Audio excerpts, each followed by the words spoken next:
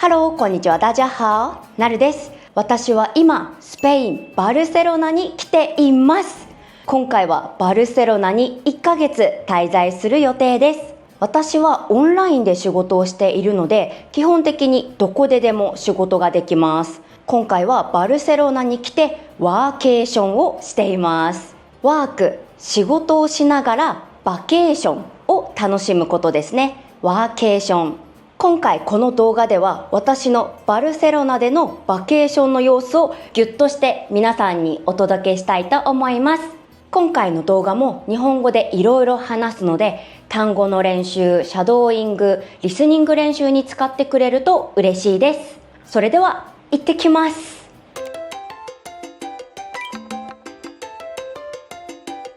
はい、私は今有名建築家ガウディが建てたカサバトリョという場所に来ています。カサは家という意味で、バトリョさんの家という意味らしいです。そのバトリョさんがガウディに改築をお願いしたそうです。このうちのテーマが海底、海の中ということで、もう至る所に海っぽさを感じるデザインが施されています。ところどころ工事中みたいですね。屋上に出ました。ここにもガウディを感じるアートがいくつかありますね。ここにはバーもあるみたいです。メニューにサングリアという文字を見つけたので、サングリアを飲もうかなと思ったら、サングリアはないと言われて、ファンタのレモンにしました。世界遺産の中で飲むファンタ、最高。すごい、ここで撮影するとヨーロッパ感があって良くないですか？今回夏のスペインということで、私ちょっとね露出が多い格好をしていて先生らしくないんですが、そこはすみません。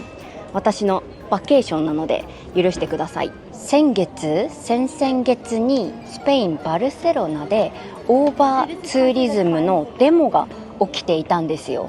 だからちょっと来るの心配していたんですが、今のところすごい危険とかデモで何か傷つけられるとか、そういう思いをしたことはないですね。まだ来て1週間なんですけど、観光客もどんだけ多いのかなと思っていたら、私の想像よりは多くない。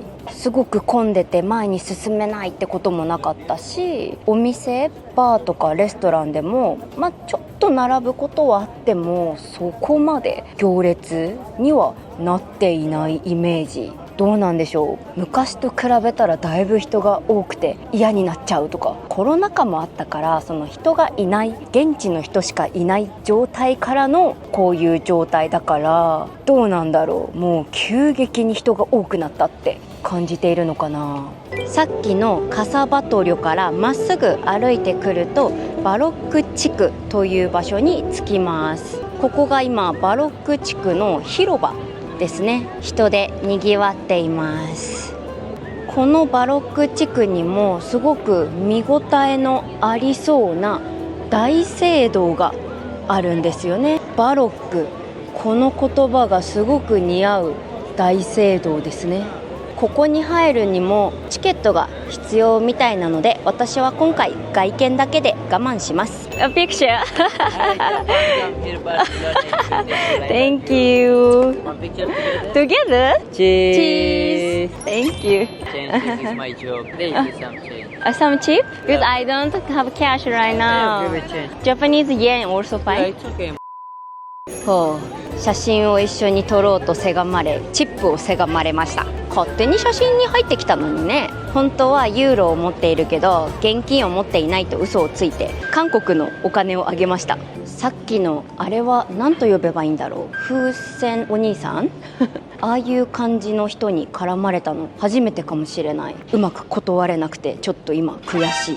皆さん見えますか？誰かがコーヒー飲んでるのかなと思ったら人形でしたおはようございます。今スペイン・バルセロナは金曜日の朝6時です。どうして一人で歩いているかというと、今日はサップ体験に行きます。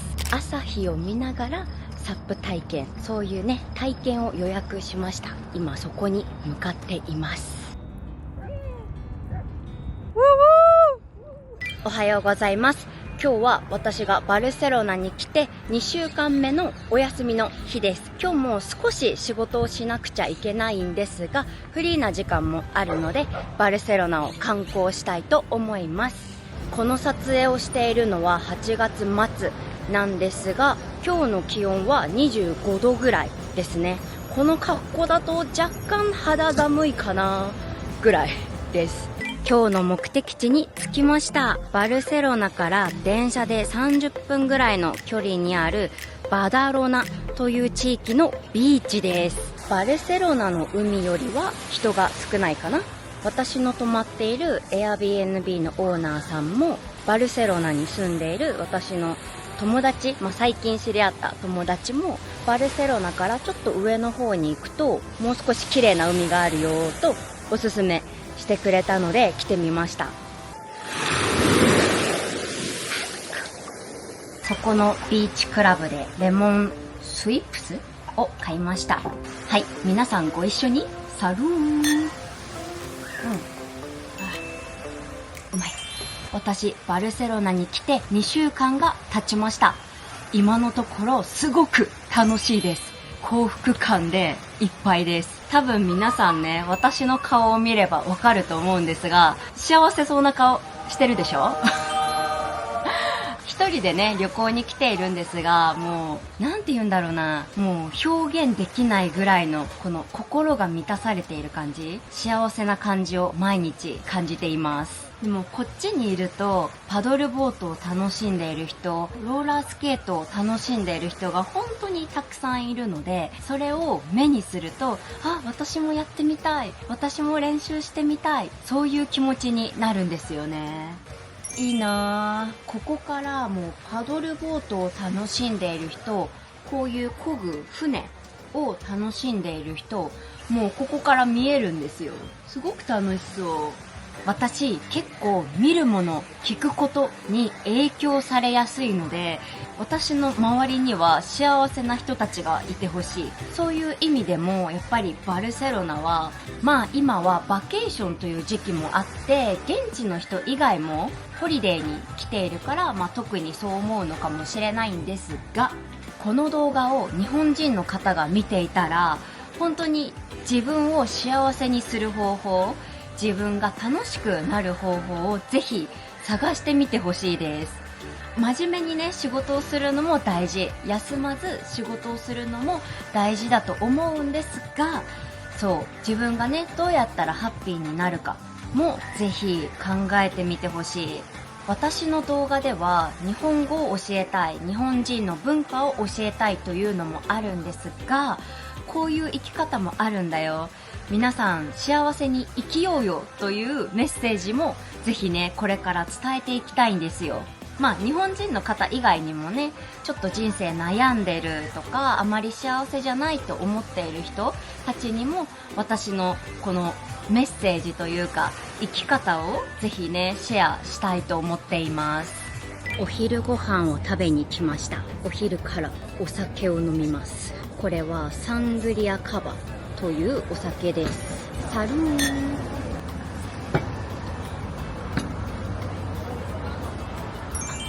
今日のランチ、パエリアが来ました。はい、いただきます。美味しい。暑いから気をつけてねと言われたんですが無視してすぐ食べたら案の定暑かった。このお店は前に日本人の方と来たことがあるんですが、1人前からパエリアを用意してくれるのですごくいいです。やっぱりね、日本人にとってお米と海鮮が食べられるのは強い。お米と海鮮があまりない国だと結構ね、生きるのが難しいけど、スペイン、バルセロナはお米もある、海鮮もあるから、日本人は食べ物に関しては住みやすいと思う。ここが現地に住んでいる中国人の方がおすすめしてくれたお店です。スペインに来る方はぜひ。4週目の私の休みにグエル公園に来ました。グエル公園、皆さん聞いたことがありますか？ガウディが設計した公園です。ここグエル公園からはバルセロナの街と海を見ることができます。今日すごく天気が良くて綺麗。あそこに見えるのが私の憧れのサグラダ・ファミリア。グエル公園で有名なのがこのベンチですね。このガウディが設計したベンチ。ガウディといえばこの曲線が特徴的ですよね。このベンチが結構ずらーっと長く続いてます。ガウディをエンジョイ中。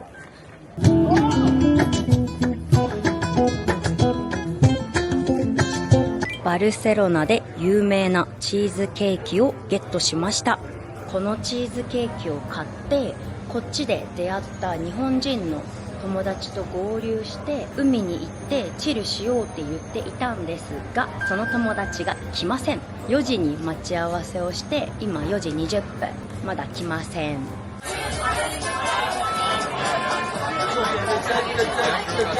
はい、こっちのバルセロナで会ったお友達と合流しました。静香さんです。乾杯。ハルー。海のバーに来てちょっとチルしてます。チーズケーキの中身はこんな感じ。私が頼んだのはダークチーズケーキと普通のチーズケーキです。この有名なチーズケーキいただきます。すごい濃いね。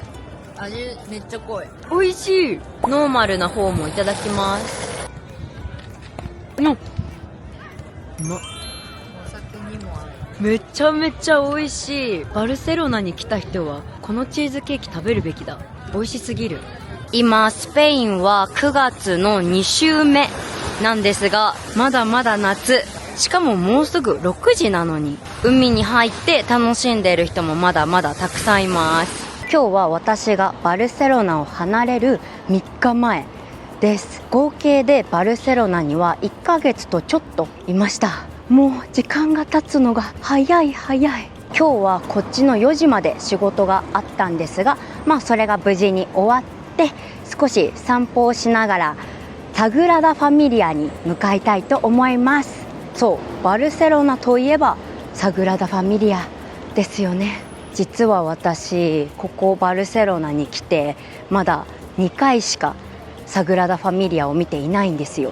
そろそろ私がどうして今回スペインを選んだのかちょっと説明をします。私には人生で叶えたい夢が3つあるんですよ。